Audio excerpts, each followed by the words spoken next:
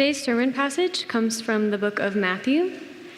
Matthew can be found at the beginning of the New Testament, and please turn there and follow along as I read Matthew 21, verses 1 through 11. Now when they drew near to Jerusalem and came to Bethphage, to the Mount of Olives, then Jesus sent 2 disciples, saying to them, "Go into the village in front of you, and immediately you will find a donkey tied and a colt with her. Unite them and bring them to me. If anyone says anything to you, you shall say, 'The Lord needs them,' and he will send them at once." This took place to fulfill what was spoken by the prophet, saying, "Say to the daughter of Zion, Behold, your king is coming to you, humble and mounted on a donkey, on a colt, the foal of a beast of burden." The disciples went and did as Jesus had directed them. They brought the donkey and the colt and put them on their cloaks, and he sat on them. Most of the crowd spread their cloaks on the road, and others cut branches from the trees and spread them on the road. And the crowds that went before him and that followed him were shouting, "Hosanna to the Son of David! Blessed is he who comes in the name of the Lord! Hosanna in the highest!" And when he entered Jerusalem, the whole city was stirred up, saying, "Who is this?" And the crowd said, "This is the prophet Jesus from Nazareth of Galilee."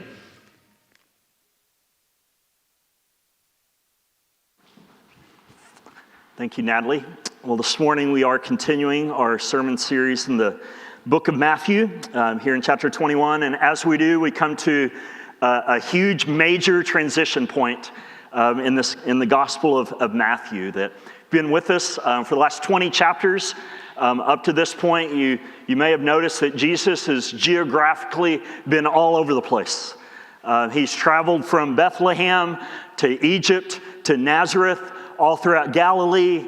He's traveled into the Gentile territories of Tyre and Sidon. He's traveled up to Caesarea Philippi and back to Jericho and Judea. And now then, for the very first time in the book of Matthew, Jesus is going to enter Jerusalem, the holy city, the capital city of David the king. But as we dive in, and as we're going to see in chapter 21 here, what we're going to see is that Jesus doesn't enter into Jerusalem alone. Instead, he's going to travel to Jerusalem along with thousands of others, maybe even hundreds of thousands of others, who are making this long pilgrimage to Jerusalem to celebrate the Passover, which is when Jews would travel to Jerusalem to commemorate and remember how the Lord rescued his people of Israel out of Egypt during the time of Moses. But what we're going to see in chapter 21 here is that those in Jerusalem, when they see Jesus enter in Jerusalem, they're going to ask a question.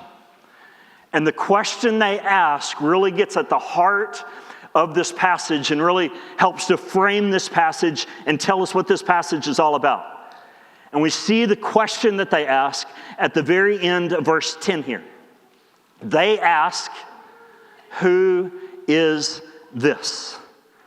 So what the people of Jerusalem ask, that's what they want to know when they see Jesus enter into Jerusalem. They ask and want to know who Jesus is. And that's a question that's just not relevant for those in Jerusalem way back in Jesus' day, but that's a question that's relevant for us today.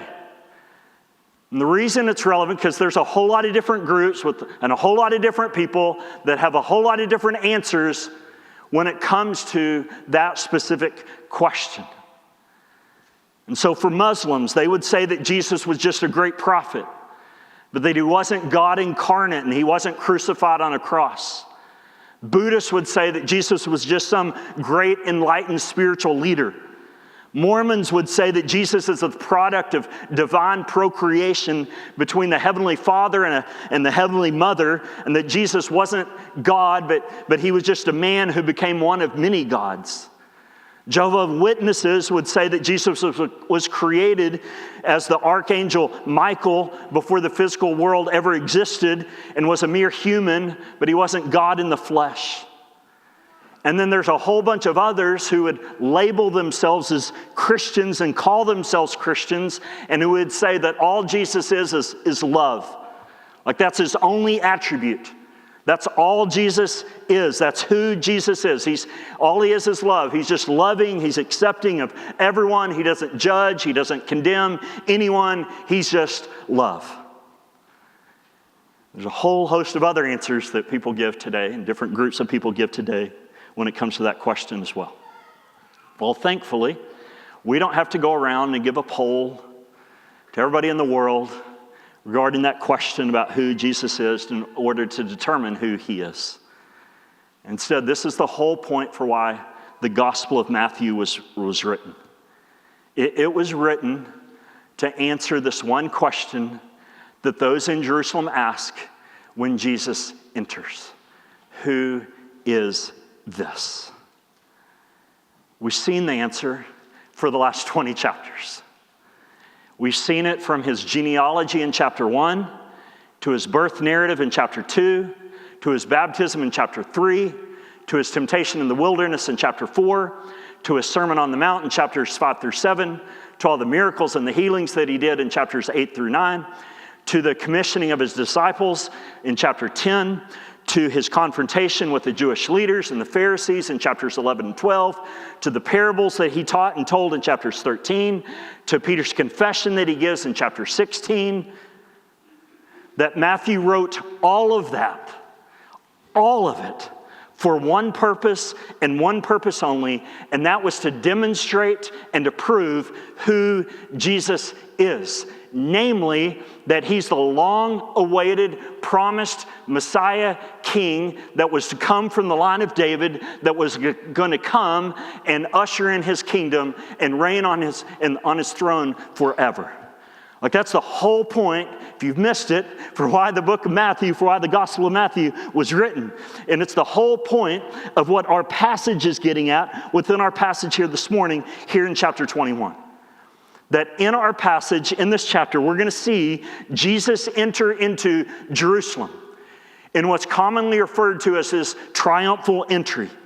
And as he approaches and enters into Jerusalem, what we're going to see are 5 different signs or 5 different clues which further prove and demonstrate who Jesus is. We're going to see 5 different signs, 5 different clues that prove and demonstrate and identify that Jesus is the long-awaited Davidic king that God promised to come from the line of David. But that's not all we're going to see. We're also going to see how the crowds that traveled with him to Jerusalem and how those in Jerusalem then responded to these signs when they saw them with their very own eyes. And we're going to see their differing responses to these signs that point to Jesus as the Messiah. And as we see their responses, then their responses are going to serve kind of as a spotlight into our own hearts and help us to evaluate our own response to these signs and to the reality of Jesus' messianic kingship. And so that's where we're headed and have a whole lot to cover in these 11 verses here this morning. So let's begin and dive in here to this triumphal entry and see these 5 clues or these 5 signs which prove and demonstrate that Jesus is the long-awaited, promised Messiah King. The first sign is this. It's the route. It's the route that Jesus takes to enter into Jerusalem. We see this in verse 1. Look there with me in verse 1. Matthew writes, "Now when they," and the they here is a reference to Jesus and his disciples, "drew near to Jerusalem and came to Bethphage to the Mount of Olives." So quick geographical lesson, just real quick. The Mount of Olives is like about a 2.5 mile long mountain ridge just to the east of Jerusalem. And Bethphage then was located on the southeastern slope of the Mount of Olives. But the reason that Matthew tells us this isn't just to teach us a geographical lesson. Instead, he tells us this is because this is where the Messiah was prophesied to come from. He was prophesied to come from the Mount of Olives in the east. And so you don't have to turn there, but if you go back to the Old Testament prophet Zechariah, in Zechariah chapter 14, verse 4, listen to the prophecy that Zechariah gives in Zechariah 14, 4. He says, on that day, his feet shall stand on the Mount of Olives that lies before Jerusalem on the east. And the Mount of Olives shall be split in two from east to west by a very wide valley, so that one half of the mount shall move northward and the other half southward. And so then, Jewish interpreters in Jesus' day, they would have understood Zechariah 14:4 and all that Zechariah is prophesying there regarding the Mount of Olives and standing on the Mount of Olives and coming in from the east and all of that to be a reference to none other than the Messianic king that was to come. That's not the only sign, though. The next sign we see then is the colt.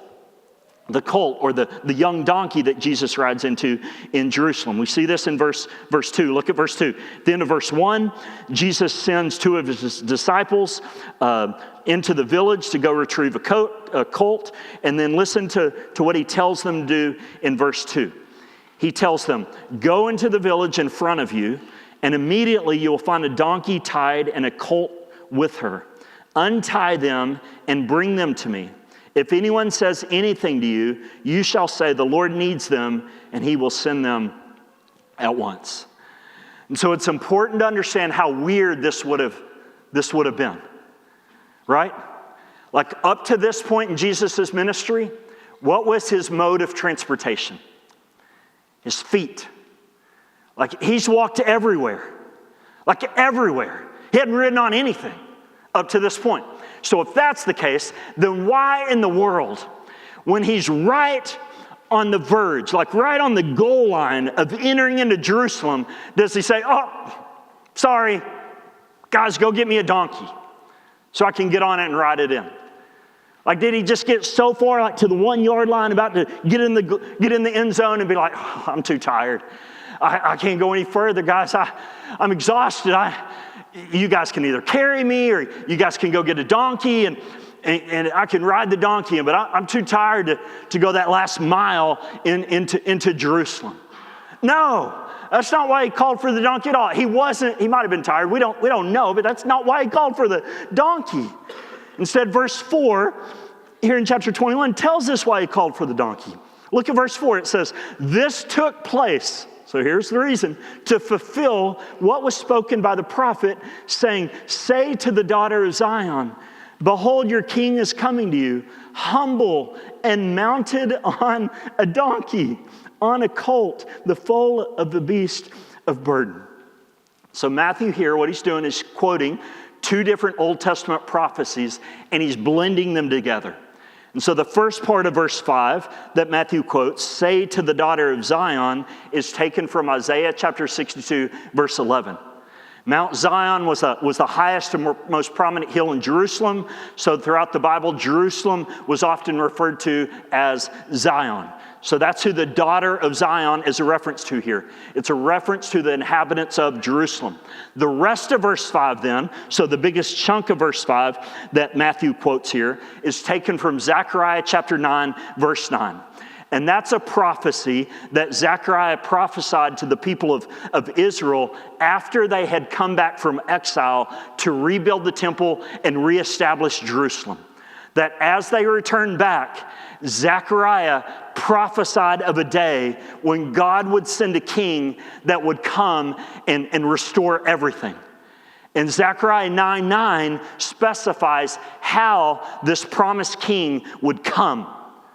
He's not going to come on a mighty big war horse. Instead, he's going to come humble, mounted on a donkey. But Zechariah isn't the first person who ever promised this. Instead, long before Zechariah gave this prophecy, a similar promise was made all the way back in the very first book of the Bible, in the book of Genesis. That in Genesis chapter 49, Jacob is about to die. And before Jacob dies, he's going around giving these blessings to all 12 of his sons. And listen to the blessing that he gives to his fourth son, Judah, in Genesis chapter 49, verses 10, 11. He blesses Judah and tells Judah this. He tells Judah, the scepter, meaning the throne, shall not depart from Judah, nor the rulers, the king's staff between his feet. And to him shall be the obedience of the peoples. Now listen to this. Tying his foal to the vine and his donkey's colt to the choice vine. See what's happening here? Jacob is saying that the throne would never depart from the tribe of Judah, and that the king from the tribe of Judah would reign forever, and that this king is going to have a donkey's colt that is tied up and bound that he's going to ride on. And like, that's not just a coincidence. Like, that's exactly what we read here in Matthew chapter 21. Like, Jesus is from the tribe of who? The tribe of Judah. And he sent his disciples to get a what? A colt that was tied up and bound. But you might wonder, why a donkey? Like, why a colt? A colt's a young donkey. Why a donkey? Like, why is this so important that Jesus ride into Jerusalem on a donkey? Well, there's a lot of reasons that could be given for that. But one of the reasons is this. It's because throughout the history of Israel, that's what kings rode on to their enthronement. That's what kings rode on to their coronation. Like we see Solomon in 1 Kings chapter 1, verse 38 through 40. So then that's the second sign. In verses 6 and 7 then, we see the disciples obey Jesus. They go and do exactly what Jesus directed them to do. They bring Jesus a donkey and a colt. Again, a colt is a young donkey to Jesus. And we know from the other Gospels then that Jesus gets on the colt. He gets on the young donkey and sits on that to ride it into Jerusalem. Which then leads to the third sign that proves that Jesus is the promised Messiah King. And the third sign then is the cloaks. The cloaks. We see this in verse 8 of chapter 21. Look at how the crowd, and remember who the crowd is. These aren't the inhabitants of Jerusalem. The crowd is the crowd that is traveling and making the pilgrimage to Jerusalem in order to celebrate the Passover. And so look at how the crowd then responds when they see Jesus riding on this young donkey into Jerusalem. We see it in verse 8. It says, most of the crowd then spread their cloaks on the road. So why is that important? Well, that's important is because that's what people did for kings. It's what people did for kings when they were on their way to their coronation and their enthronement. Back in the day, they didn't have a red carpet to be able to just pull out for the king. Instead, they spread their cloaks, meaning their outer garments, on the ground to make the road a red carpet and fit for a royal procession as the king made his way to his enthronement. We see this in 2 Kings chapter 9, verse 13, when King Jehu was enthroned as king of Israel. But that's not all the crowd does. If you notice in verse 8, the crowd also cuts branches off of trees and they spread them on the road as well. This is the fourth sign that Jesus is the promised Davidic king. That according to John chapter 12, verse 13, these branches that the crowd spread out were palm branches. It's where we get the name Palm Sunday from, which is the Sunday before Easter. It's to commemorate this, Jesus' entrance into Jerusalem, and the palm branches that were spread on the road. And the reason palm branches were so significant is because palm branches in that day symbolized victory. Palm branches symbolized rejoicing. Palm branches symbolized celebration. It's what people would wave. It's what people would do when kings would return for military victory. They would wave palm branches to symbolize their victory and their celebration of that victory. And that's what we see the crowd doing with Jesus here. The fifth and final sign that we see here that demonstrates that Jesus is the promised Messiah King then is the acclamation of the crowd that we see in verse 9. Look there with me at verse 9 and see what the crowd is shouting at Jesus as they travel along with him and make that pilgrimage to Jerusalem for Passover. In verse 9, we see what they're shouting. They're shouting, "Hosanna to the Son of David. Blessed is he who comes in the name of the Lord. Hosanna in the highest." The word Hosanna here means save us now. It means liberate us now, rescue us now. And look who this word Hosanna then is directed to. It's Hosanna to the Son of David. If you remember, the Son of David, it's a messianic title. It's a reference back to the covenant and the promise that God made with King David in 2 Samuel chapter 7, and the promise of how someone from David's line would sit on the throne and reign as king forever, and who would usher in a kingdom that's full of peace and joy and justice and perfect righteousness. And so then when this crowd then sees Jesus coming from the east, the Mount of Olives, riding on a donkey, then they believe that he's the Son of David. They believe that he's the Son of David that God had promised was going to come and liberate and to rescue them. And so they crowd, "Hosanna to the Son of David. Hosanna in the highest." And they also crowd, if you notice there in verse 9, "Blessed is he who comes in the name of the Lord." And the important part of those words is that they come from Psalm chapter 118, verses 25 and 26.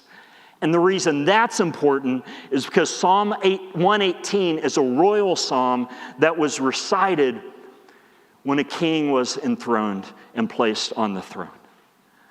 And so then, 5 signs, 5 clues. Again, this isn't just a coincidence. Oh, wow. What a coincidence. Instead, this was staged. This was orchestrated. Like God rigged this. This was the plan. And the whole point of the entire book of Matthew and the whole point of this triumphal entry, each of these signs were meant to demonstrate and prove who Jesus is. He's the one, the Messianic King that God had promised to come from the line of David. Unfortunately, not everyone understood this, particularly those in Jerusalem.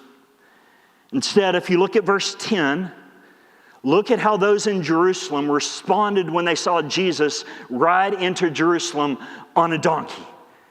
And when they saw all the uproar and the hoopla that the crowd was giving, and what the crowd was shouting when Jesus rode into Jerusalem on a donkey. Verse 10 says that when he, meaning Jesus, entered Jerusalem, the whole city, meaning Jerusalem, the inhabitants of Jerusalem, was stirred up, saying, "Who is this?" And so those in Jerusalem responded in 2 ways, right? First, they were stirred up. What's that mean? Well, the word stirred up here means agitated. It means shaken. It means to be troubled. It means to be thrown into an uproar. And the reason they were so agitated and troubled is because they're threatened. They're afraid.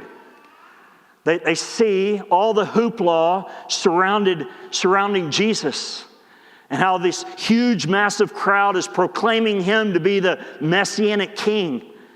And they're afraid then that if the political rulers of Rome, who are reigning over them at the time, over Jerusalem at the time, hear about this crowd believing and shouting that the king had come, that Rome then would be threatened, and as a result, everyone in Jerusalem would feel the wrath and the indignation of Rome. And so they were troubled, they were shaken when they saw Jesus enter in and all the hoopla surrounding him.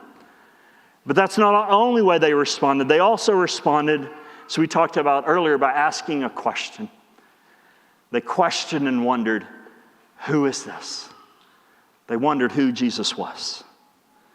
And so then just see the contrast here. And don't miss the contrast here.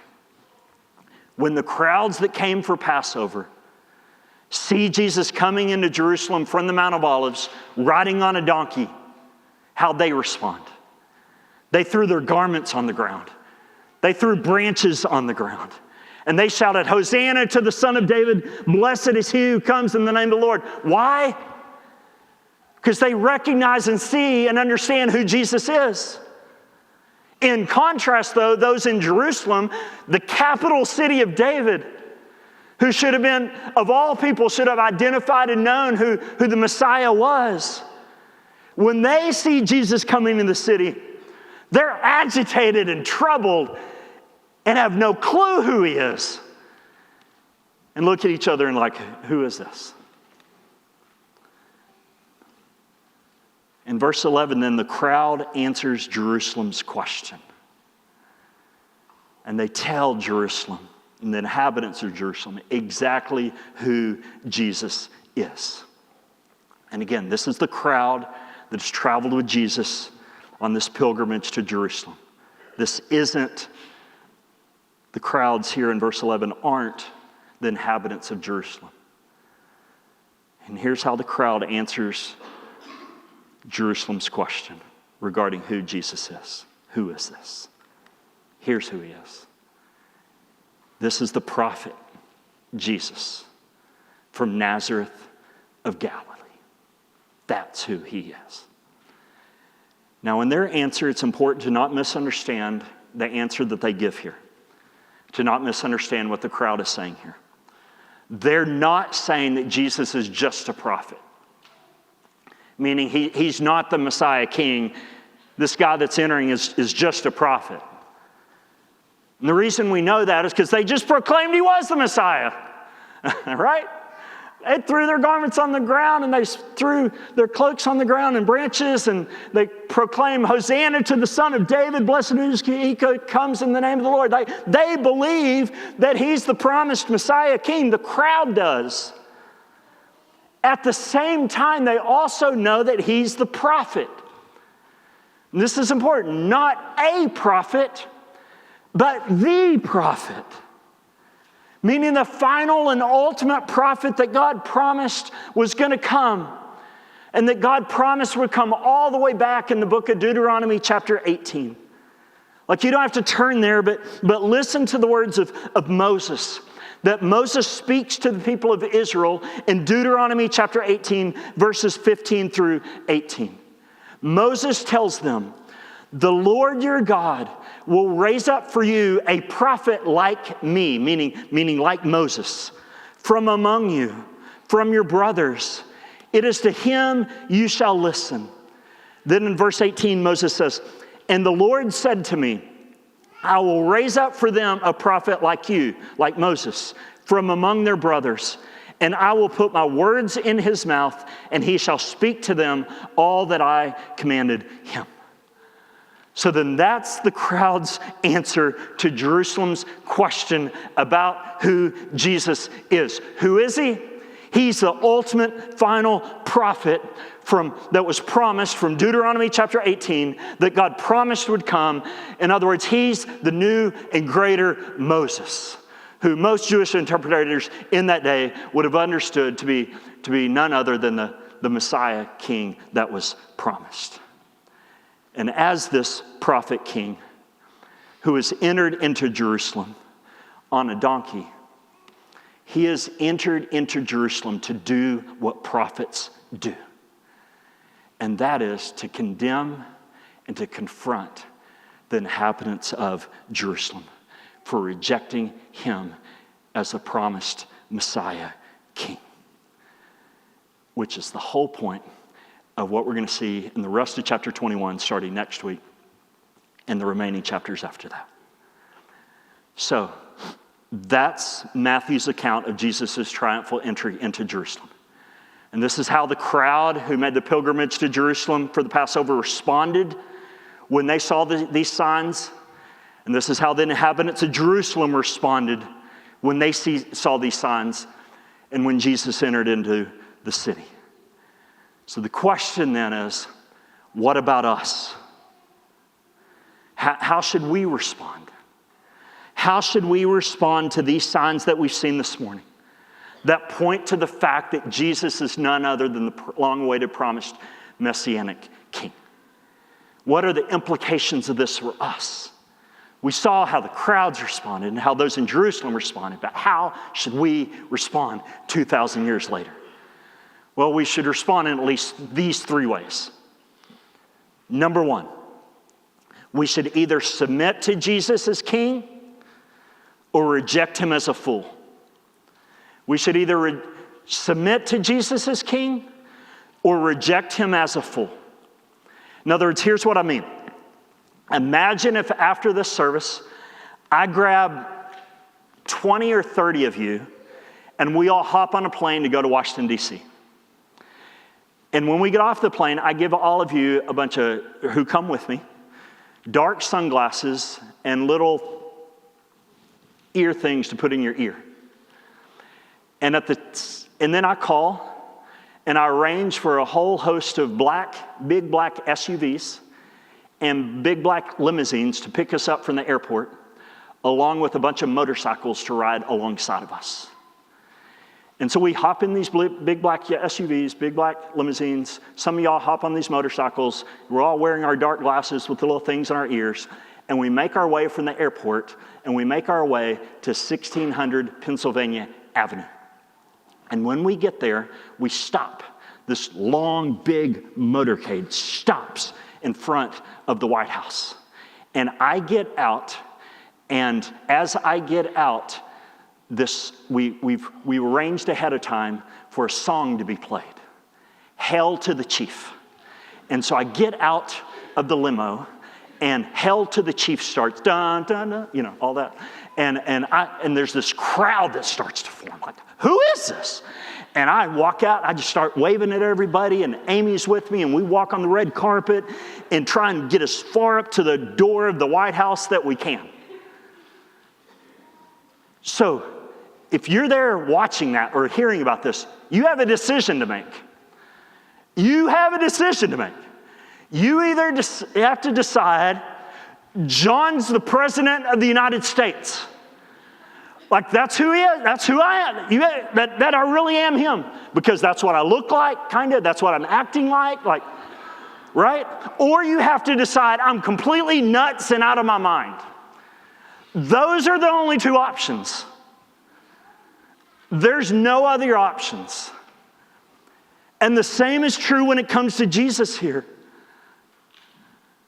That when we see all of these signs, and all of these signs that point to him being the Messianic King that God had promised, you either have to believe that's really who he is, or you have to just discard him and say, he's a nut job.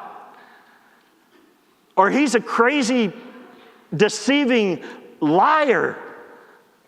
Those are the only two options. Simply liking Jesus or finding Jesus to be an inspiring teacher or a good moral teacher is off the table. It's not an option. He's either who these signs point to him to be, or is a deceiving liar or a crazy lunatic. Those are the only options. Second way we should respond then is this, to these signs. We should trust in Jesus. You should trust in Jesus to save you from the punishment you deserve for your sin. Not to save you, to rescue you from all your problems. Here's what I mean by that. When this crowd shouted, Hosanna, meaning save us now, liberate us now, rescue us now, to the Son of David, the reason they were shouting that is because they believed that Jesus was coming, the Son of David was coming as a great military and political leader that was coming into Jerusalem to liberate them and to save them from Roman oppression, and that was coming to be enthroned and crowned as a king in this big elaborate enthronement ceremony. That's what they thought.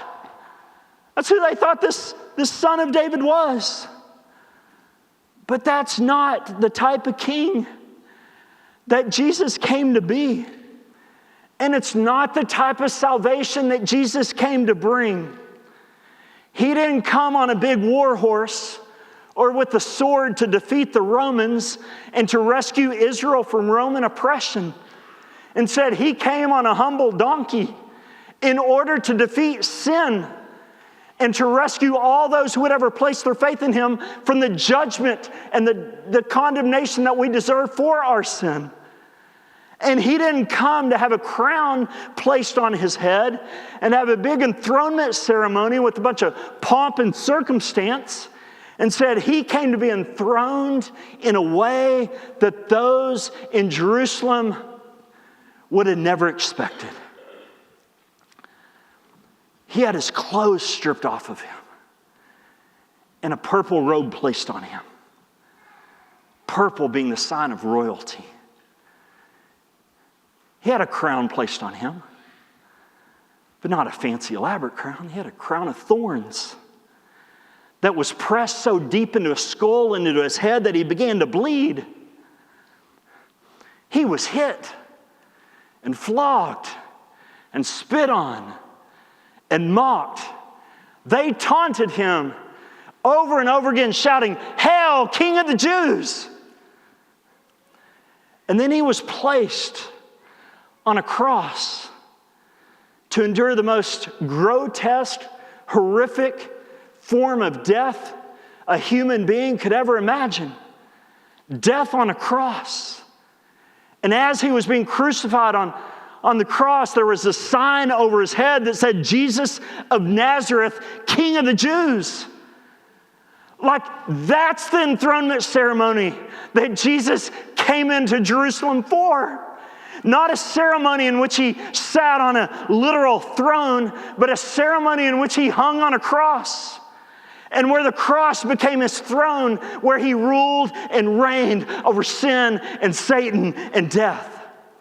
And it was through his death on the cross then that Jesus did bring liberation, that Jesus did bring salvation. It was through his death on the cross that he liberated and rescued all those who would ever place their faith and their trust in him by substituting him in our place and dying the death that we deserve for our sin. Like, that's the salvation that Jesus came to Jerusalem to bring. Not salvation from all of our troubles in this life. Not salvation from Roman oppression, but salvation from eternal death that we deserve for our sin. And this is how Jesus came to bring it.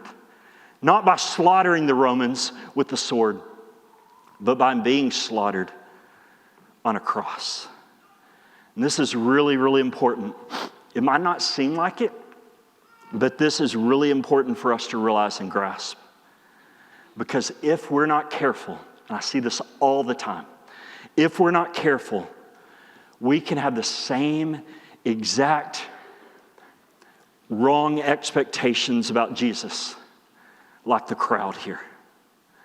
Again, I see this all the time with professing Christians, especially when they share their testimony, or especially when they talk about how they came to faith in Jesus and how they became a Christian.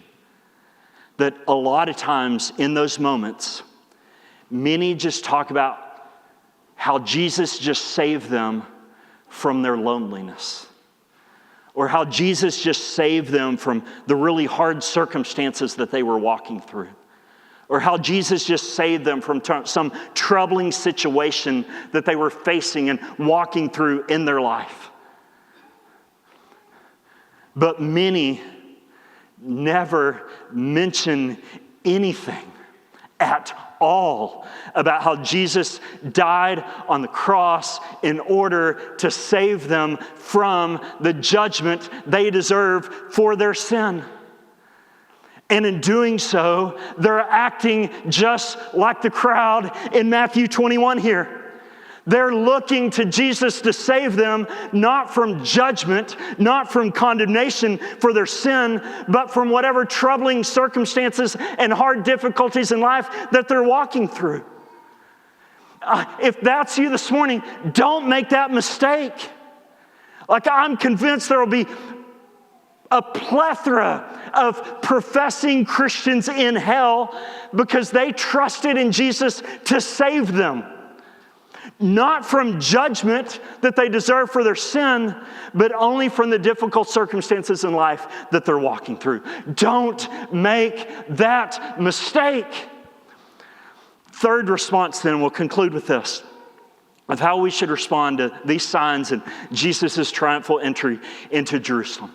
The third response is this. It's to let Jesus' entry into Jerusalem fuel your anticipation for the day he returns and enters into the new Jerusalem that's to come. In other words, Jesus' triumphal entry into Jerusalem is meant to serve as an appetizer. It's meant to serve as a preview. It's meant to serve as a little bitty snapshot of his future return. When he returns back to this earth and he enters into the new Jerusalem and ushers in the new Jerusalem, which is the new creation that's to come. Like just think about this, that as Christians, we're living right now in what's known as the already and the not yet. In other words, as Christians, we've already been saved from the penalty of sin because of Jesus' entrance into Jerusalem the first time, and because of Jesus' enthronement on the cross. But we haven't yet been saved from the presence of sin. Instead, we still feel the effects of sin and the presence of sin, like in the world all around us, and even in our own hearts and in our own lives personally. But there's coming a day in which Jesus is going to return back to this earth a second time. And when he returns, he's not going to return riding on a donkey. Instead, when he returns, he's going to return riding on a war horse. And he's going to return carrying a sword. And he's going to come to wage war in judgment. And John tells us about this. You don't have to turn the listen to Revelation chapter 19, starting in verse 11. John writes, "Then I saw heaven opened, and behold, a white horse. The one sitting on it is called Faithful and True, and in righteousness he judges and makes war. His eyes are like a flame of fire, and on his heads are many diadems," meaning he's the king. "And he has a name written that no one knows but himself. He is clothed in a robe dipped in blood, and the name by which he is called is the Word of God. And the armies of heaven, arrayed in fine linen, white and pure, were following him on white horses. From his mouth comes a sharp sword with which to strike down the nations, and he will rule them with a rod of iron. He will tread the winepress of the fury of the wrath of God the Almighty. On his robe and on his thigh he has a name written," and listen to this name, "King of Kings and Lord of Lords." So then don't miss it. Like the first time Jesus came, he came to save and rescue sinners. But the second time he returns, he's going to come and judge sin and condemn sinners and eradicate the presence of sin from the face of this earth once and for all, forever. And at the same time, he's going to usher in and enter into the new Jerusalem, the new creation that's to come. And again, John writes about this in Revelation chapter 21. Listen to what John writes about this new Jerusalem. He says, "Then I saw a new heaven and a new earth, for the first heaven and the first earth had passed away, and the sea was no more. And I saw the holy city, the new Jerusalem, coming down out of heaven from God, prepared as a bride adorned for her husband. And I heard a loud voice from the throne saying, 'Behold, the dwelling place of God is with man. He will dwell with them, and they will be his people, and God himself will be with them as their God.' Now listen to this. 'He will wipe away every tear from their eyes, and death shall be no more. Neither shall there be mourning, nor crying, nor pain anymore, for the former things have passed away.'" So then, just like the crowds were eagerly anticipating the Messiah to enter Jerusalem and to liberate them, so we now as Christians wait here on this earth in eager anticipation for the day when the promised Messiah King returns back to this earth and ushers in the New Jerusalem and enters into the New Jerusalem. Not a Jerusalem that's just a little bitty city in the Middle East, but a New Jerusalem that consists of the entire world, in which there's no more death, no more sin, no more sorrow, no more suffering, no more relational conflict, no more physical pain, none of that anymore, evermore. All there is in the New Jerusalem is exhilarating joy and peace and justice and perfect righteousness. And so then if you're here this morning and you're a Christian and you're tired, you're exhausted, you're weary and worn out from the trials of suffering that you're just walking through day after day after day after day, or the physical pain that you wake up to every morning, or the sorrow and the worry and the fear that you feel in your heart that you constantly face, or the temptations that you constantly battle. If that's you this morning, then let Jesus' triumphal entry into Jerusalem the first time give you rock solid confidence and assurance that your final, ultimate liberation, it's coming. It's coming. That just like Jesus entered into Jerusalem the first time, you can rest assured that he will usher in and enter into the New Jerusalem when he returns. And let the reality of that future Jerusalem then help you to patiently endure whatever you're walking through, and to not give up, to hold fast to your faith, to patiently endure, and to keep on keeping on in following Jesus, because the hope of the New Jerusalem and Jesus' return into the New Jerusalem that awaits you. Like even today, begin to throw down your cloaks, begin to throw down the branches, begin to pray and shout out, "Hosanna to the Son of David," because you're convinced and you know with rock solid assurance, Liberation Day and your promised Messiah King, he's coming to ultimately and finally and fully liberate all of us as Christians, not just from the penalty of sin, but from the presence of sin and all the effects of sin, once and for all, forever. Let's pray.